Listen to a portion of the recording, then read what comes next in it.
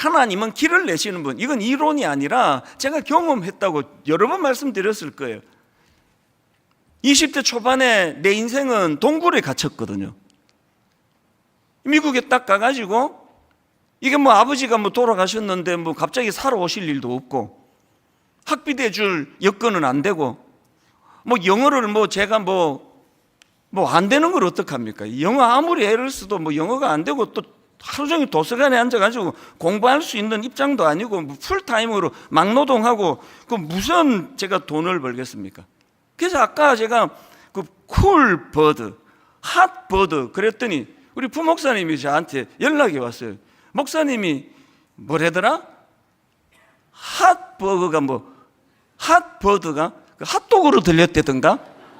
아닌데 뭐 쿨버거가 뭐 그래가지고 뭐 이래갖고 내가 무슨 미국에서 내가 대학을 졸업하느냐고요. 그 영어 발음이 나오면 막 엄청 신경을 써야 되고 이게 저거든요. 그래서 이게 뭐 딱 동굴에 갇힌 거죠. 이 실력 갖고는 이게 뭐 학교 뭐 졸업할 수 있는 실력이 안 되고, 그리고 막노동하는 이 가정, 제가 그건 자초한 거죠. 형제들, 내가 뭐 우리 형제들이 아버지도 아닌데 내가 뭐 왜 그 손을 내미느냐, 이런 또 이상한 생각을 해가지고 제가 이제 그렇게 지내다 보니까 딱 동굴에 갇혀버린 거예요. 겪어보니까요, 하루하루 사는 게 힘든 것도 진짜 힘들던데요, 정말 힘들었던 건 이게 언제 풀리겠냐는 거예요. 내 인생에 뭐 어떻게 바뀌겠냐는 거죠.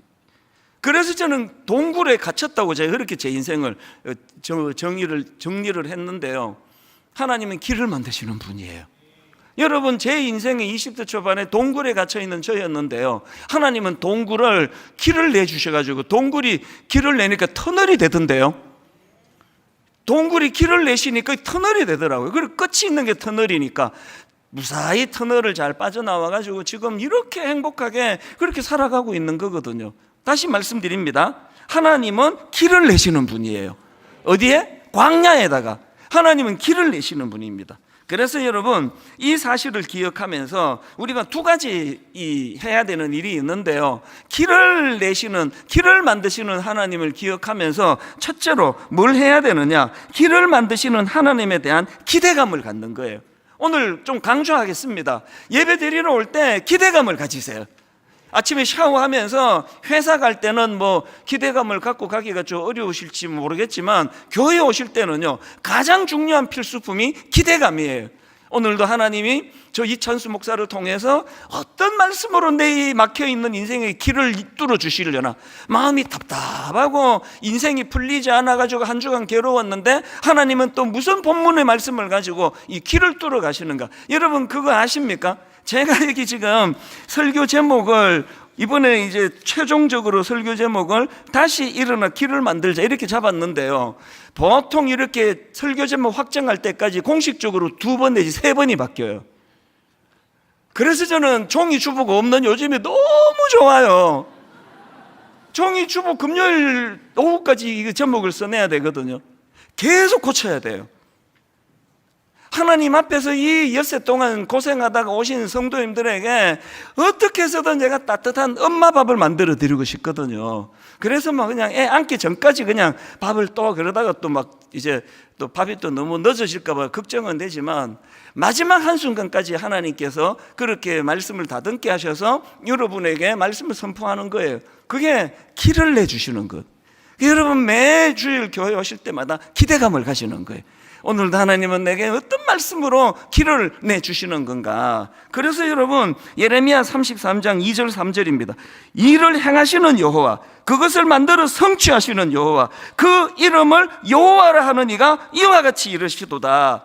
너는 내게 부르짖어라, 내가 너에게 응답하겠고 너가 알지 못하는 크고 은밀한 일을 내게 보이리라. 지금 여기에 막 하나님 일하시는 하나님, 길을 만드시는 하나님에 대한 기대감 막 느껴지잖아요. 일을 행하시는 여호와, 그것을 만들며 성취하시는 여호와, 그의 이름을 여호와라 하는 이가 이와 같이 이르시도다. 너는 내게 부르짖어라, 너는 내게 부르짖어라. 누가 기도하는지 아시겠죠? 기도는요, 과거에 상하고 아프고 여기에 매여있기 싫은 사람, 기도는요, 이런 나를 방치하지 않으시고 그저 그 길을 만들어 주시는 하나님에 대한 기대감으로 충만한 그 사람이 기도하는 거예요. 여러분 지금 막 기도하면 죽을 것 같이 기도 안 하시잖아요. 하여튼 기도하다가 나 큰일 나 이럴 정도로 기도를 안 하시는데요. 기도하려고 애쓰지 마시고요. 여러분 인생을 하나님 주시는 기대감으로 바꾸어 보세요. 난 이대로 동굴에 갇혀 있는 사람이 아니야. 저 이찬수 목사도 동굴에서 다 하나님 그 길 만들어 주셔가지고 터널로 변했다 그러는데 왜 나는 그게 왜 안 돼? 우리 애들도 이렇게 돼. 기대감으로 충만한 자가 기도의 자리로 나갈 줄 믿으시기를 바랍니다. 그런가 하면 두 번째로 해야 될 일이 뭐냐?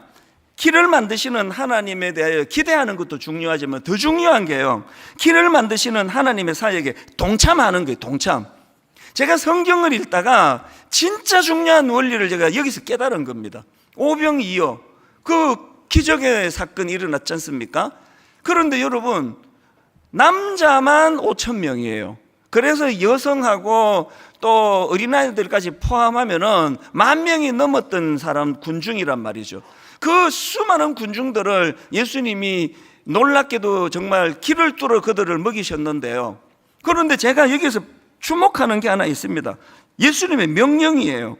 마태복음 14장 16절을 보십시오. 예수께서 이르시되 갈 것 없다. 너희가 먹을 것을 주라. 이거 아마 그 무능한 제자들 뒤로 자빠지는 줄 알았을 겁니다. 아니 우리가 무슨 수로 이 많은 사람들을 먹입니까? 막 돈 계산 해보고 해도 답이 안 나오잖아요. 그럴 때 주님, 이 사람들이 원한 거는 이 수많은 사람을 먹일 수 있는 무슨 트럭을 한 5,000대 구해갖고 오는 게 아니고요, 그들이 할 수 있는 최선이에요. 그들이 할 수 있는 최선이 뭡니까? 그게 17절에 나오잖아요. 제자들이 이르되 여기 우리에게 있는 것은 떡 5개와 물고기 2마리 뿐이니이다. 무능한 자기들의 모습이에요. 암만 애를 썼는데 이건 이거 어디다 붙이겠습니까? 이게 우리들의 한계예요. 이게 우리 실력의 전부예요.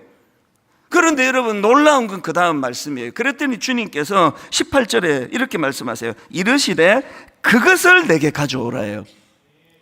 이단들은요 우리를 파괴해서 자기들의 목적을 이루어요. 그래서 집 팔고 논 팔고 빚 내고 카드 빚 내고 다 갖다 바치라는 거죠. 이런 교회는요 근처도 가시면 안 됩니다. 하나님은 우리를 착취하셔서 당신이 누리시기를 원하는 분이 아니에요. 하나님은 우리를 동력자로 부르시는데 네가 있는 것, 그 제자들이 생각해 보세요. 그 제자들이 참 구하려고 온 데다 디대가지고 겨우 구한 게 애 도시락. 애도 울린 건 아닌지 모르겠어요. 내놔. 우리가 있는 게 이게 어린애 도시락밖에 없습니다. 그랬더니 주님께서 그거 내게 가져와라. 하나님은요 우리가 가진 어린애 도시락 같은 미미하고 보잘것없는 이것을 통해서 하나님은 일하시는데 왜 그러시느냐고요. 그 어린애 도시락이 없으면 예수님이 일을 못 하십니까? 왜 그렇게 하시느냐고요. 하나님은요 놀라운 길을 만드시는 그 사역에 우리를 동참시키기 원하세요. 우리가 거기에 동력하기를 원하세요. 하나님이 미국 시민권 갖고 있던 저를 얼마나 그냥 저를 필요로 하셨으면 그거 다 반납하고 한국으로 돌아와 가지고 그 연로하신 어머니하고 제가 헤어진 지가 33년째예요. 하나님은 왜 그렇게 하시느냐고요.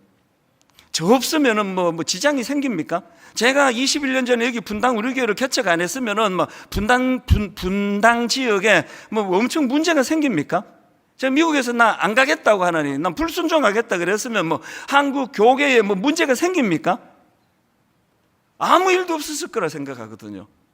근데 왜 미국에 있는 저를 한국으로 불러가지고 저는 40살까지 미친 듯이 돈을 벌어가지고 고아원 하나 차리고 양로원 하나 차리는 이런 놀라운 꿈을 갖고 있었는데 그 꿈을 다 왜 변경하면서 날 오게 하셨냐고요. 33년이 지난 지금 제가 내린 결론은 뭐냐? 하나님은 저를 동력자 삼으시기 위해 불러주셨는데 그 혜택은 제가 누리는 거예요. 제 기쁨을 위해서 불러주신 거예요. 하나님이 제가 요긴해서 부른 게 아니에요.